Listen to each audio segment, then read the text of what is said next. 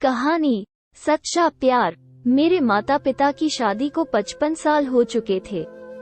एक सुबह मेरी माँ पिताजी को नाश्ता बनाने के लिए नीचे जा रही थी। उन्हें अचानक दिल का दौरा पड़ा और वो वहीं गिर पड़ी। मेरे पिता ने जितनी उनकी क्षमता थी सारी लगाकर उन्हें उठाया और किसी तरह कार तक लेकर गए।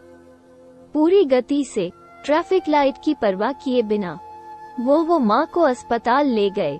जब वो अस्पताल पहुंचे, दुर्भाग्य से माँ की सांसें बंद हो चुकी थी। अब वो हमारे साथ नहीं थी। अंतिम संस्कार के दौरान मेरे पिता कुछ नहीं बोले, या यूं कही कि कुछ बोल ही नहीं पाए। उनकी आंखें कहीं खो सी गई थी। वो मुश्किल से 2 आंसू रोए। उसी रात मेरे भाई बहन भी उनका साथ देने आ गए। दर्द और पुरानी यादों के माहौल में हमें खूबसूरत किस्से याद आ गए और उन्होंने मेरे भाई, जो धर्मशास्त्री है, उससे पूछा कि इस समय माँ कहाँ होगी। मेरे भाई ने मृत्यु के बाद के जीवन के बारे में बात करना शुरू किया और अनुमान लगाया कि वो कैसे और कहाँ होगी। मेरे पिता ने ध्यान से सुना। अचानक पापा ने हमें कब्रिस्तान ले जाने के लिए कहा।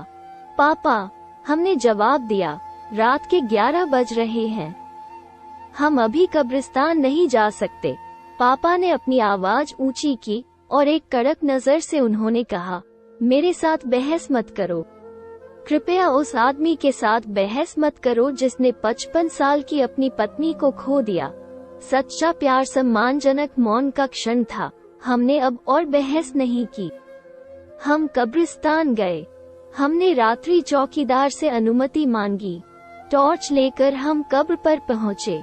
मेरे पिता ने उसे दुलार किया, प्रार्थना की और अपने बच्चों से कहा, जिन्होंने इस दृश्य को देखा था, ये 55वां साल था।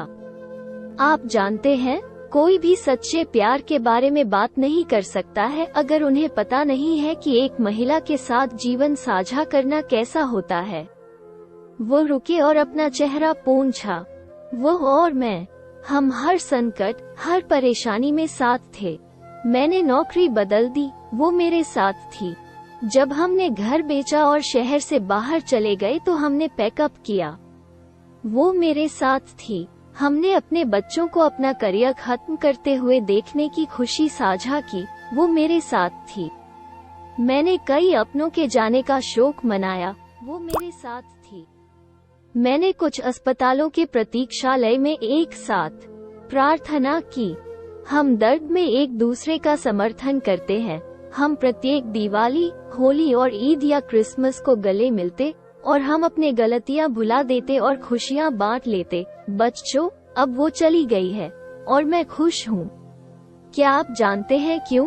क्योंकि वो मुझसे पहले चली गई। उसे मेरे जाने के बाद अकेले रह जाने की पीड़ा से नहीं गुजरना पड़ेगा। मैं उस पीड़ा से गुजरूंगा और मैं इस बात के लिए भगवान को धन्यवाद देता हूँ, क्योंकि मैं उससे इतना प्यार करता हूँ कि मैं उसे दुख सहता नहीं देख पाता।